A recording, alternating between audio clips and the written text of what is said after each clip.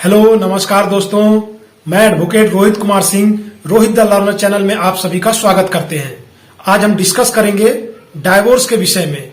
तलाक, भारत में तलाक लेने के क्या क्या आधार हैं, what are the grounds for divorce in India. तो विस्तार पूर्वक हम चर्चा करेंगे। आप लोग इस चैनल पे लगातार बने रहिएगा और यदि अभी तक आपने इस चैनल को सब्सक्राइब नहीं किया है तो प्लीज सब्सक्राइब कर लें और बेल आइकन बटन को हिट कर दें। इससे आने वाली वीडियोज की नोटिफिकेशन आप तक पहुंचती रहेगी और आप जागरूक होते रहेंगे। तो चलिए शुरू करते हैं वीडियो को।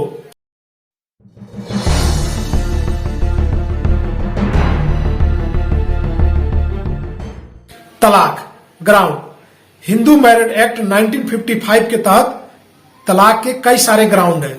एक्चुअल में जो हिंदू मैरिड एक्ट है वो पर्सनल लॉ के तहत गवर्न होता है।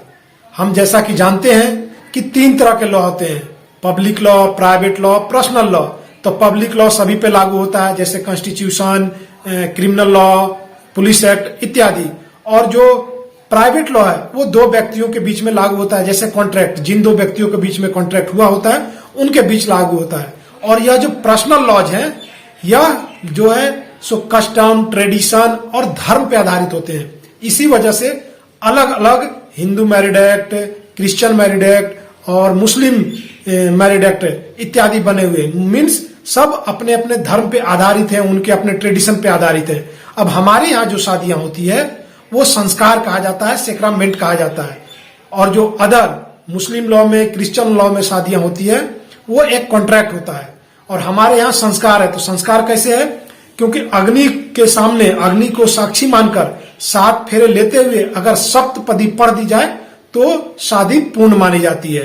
तो यह होता है शादी और इसीलिए इसको पर्सनल लॉ के तहत गवर्न किया जाता है। अब बात करते हैं कि डाइवोर्स क्या होता है।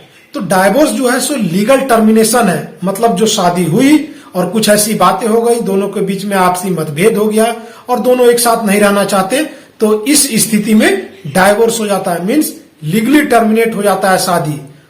तो ये हो गया लीगल टर्मिनेशन ऑफ मैरिज। अब ये नौबत क्यों आती है? एक्चुअल में जब शादियां होती है तो दो परिवार जुड़ते हैं और जो लड़का और लड़की होते हैं वो दोनों का नेचर अलग अलग होता है। क्यों? क्योंकि दोनों अलग जगह पलते हैं, बढ़ते हैं, पढ़ते हैं, लिखते हैं और ऐसी स्थिति आ जाती है कि एक दूसरे के बीच में उनको रहना पसंद नहीं आता और काफी कुछ परेशानियां उत्पन्न हो जाती है। तो इस स्थिति में डाइवोर्स तक के नौबत आ जाते हैं। अब बात करते हैं कि डाइवोर्स को कितने प्रकार से लिया जा सकता है। तो डाइवोर्स दो प्रकार से लिया जा सकता है। दो तरह का डाइवोर्स होते हैं। पहला होता है म्यूचुअल कंसेंट के आधार पर, जो 13B के तहत कोर्ट में फाइल किए जाते हैं। इसमें दोनों पक्ष राजी होते हैं, राजी होने के बाद में दोनों फाइल करते हैं और 6 महीने के अंदर आसानी से दोनों को डाइवोर्स मिल जाता है। तो मुझे लगता है कि ये सबसे बेस्ट तरीका भी है, क्योंकि मैंने ऐसे ऐसे भी शादियां देखे हैं जो कई सालों से, वर्षों से चले आ रहे हैं, 8-8 साल, 5-5 साल, और अंततः फिर वो मेडिएशन में जाता है और फिर बैठ करके वो लोग फैसला ही करते हैं, तो कुछ निकलता नहीं है कुछ। तो इससे अच्छा है कि अगर दोनों के बीच में स्थिति ज्यादा बिगड़ गई है तो म्यूचुअल कंसेंट के आधार पर आप डाइवोर्स ले लें, तो मेरे हिसाब से ज्यादा बेहतर होता है। अब दूसरा जो होता है डाइवोर्स, वो होता है कंटेस्टेड डाइवोर्स। मीन्स अगर एक पक्ष डाइवोर्स नहीं देना चाहता, तलाक नहीं देना चाहता, तो उस स्थिति में आपने फाइट करना होता है, मुकदमा करना होता है और उस आधार पे आपको डाइवोर्स मिलता है, जो मुकदमा थोड़ी लंबी चलती है। तो ये थे कि डाइवोर्स कितने प्रकार के होते हैं। अब जो डाइवोर्स के लिए अगर आप डाइवोर्स लेते हैं, कंटेस्टेड डाइवोर्स है, फाइट करके लेना चाहते हैं, तो उसके लिए कुछ ग्राउंड्स की आवश्यकता होती है। तो वो ग्राउंड क्या क्या होते हैं उसके बारे में हम चर्चा करते हैं। तो सेक्शन 13 सब क्लाउज 1 के तहत कुछ ग्राउंड्स है। वो ग्राउंड है, पहला अडल्ट्री, जिसको बोलते हैं जारता। अडल्ट्री मीन्स समझते हैं। तो अडल्ट्री क्या होता है? अगर यदि शादी हो गई है और शादी के बाद पति या पत्नी मीन्स कोई भी स्पाउस आफ्टर सोलमनाइजेशन ऑफ मैरिज किसी अन्य पुरुष के साथ में संबंध स्थापित करते हैं, फिजिकल होते हैं, तो इसको बोलते हैं एडल्ट्री, जार कर्म। तो इस स्थिति में आप डाइवोर्स ले सकते हैं, चाहे स्त्री हो या पुरुष हो, इस ग्राउंड पे वो डाइवोर्स फाइल कर सकते हैं। तो इसके लिए आपको साबित करना होता है कि ऐसा उसने किया है या उसने की है, तब जाके आपको डाइवोर्स मिलता है। अब दूसरा है क्रूअल्टी। तो जो क्रूअल्टी है इसका मतलब ही आप समझ रहे हैं, क्रूरता। क्रूरता मतलब मार पीट, बहुत असहनीय स्थिति उत्पन्न कर देना। ऐसा नहीं कि छोटी छोटी बातों में हल्की फुल्की लड़ाई हुई और कुछ बात हो गई तो आप तुरंत जाकर के डाइवोर्स फाइल कर दे। नहीं, क्रूअल्टी मतलब आपको इतना मारा जा रहा है, इतना पीटा जा रहा है, इतना प्रताड़ना किया जा रहा है कि अब रहना मुश्किल है। वो दोनों के लिए है, स्त्री के लिए भी और पुरुष के लिए। अब ये फिजिकल भी हो सकता है और मेंटल क्रूअल्टी भी हो सकता है। तो जो फिजिकल है वो तो आप समझ रहे हैं, शरीर पे मारपीट करना, और जो मेंटल है तो मेंटल रूप से पूरी तरह से प्रताड़ित करना।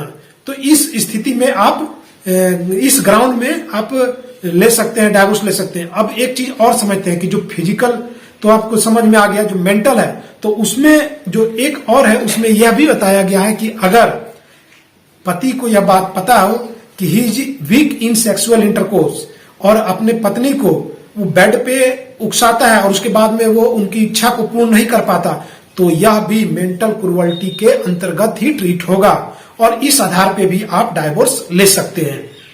तो ये हो गए दो। अब थर्ड वन जो है वो है डेजर्टेड। डेजर्टेड मीन्स अगर पति या पत्नी दोनों में से कोई भी 2 सालों के लिए आपको अभित्याग कर दिया हो, मतलब त्याग कर दिया हो, एक दूसरे को से कोई मतलब नहीं रखता हो, तो इस स्थिति में भी आप डाइवोर्स ले सकते हैं। नेक्स्ट है कन्वर्जन। कन्वर्जन मीन्स होता है धर्म का परिवर्तन कर लेना।